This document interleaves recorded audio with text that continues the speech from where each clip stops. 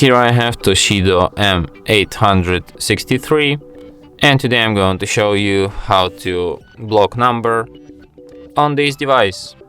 So firstly, you have to go to the phone application, tap here, go to the call blocking, then tap here, tap add. Here you can enter name of the person who's bothering you. Here you can enter its phone number.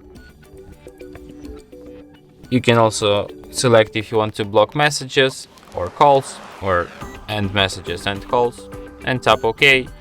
And after that, this person will never bother you again. No messages, no calls. Peace.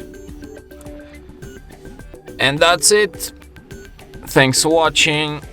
If you find this tutorial useful, don't forget to hit that like button and subscribe to our channel.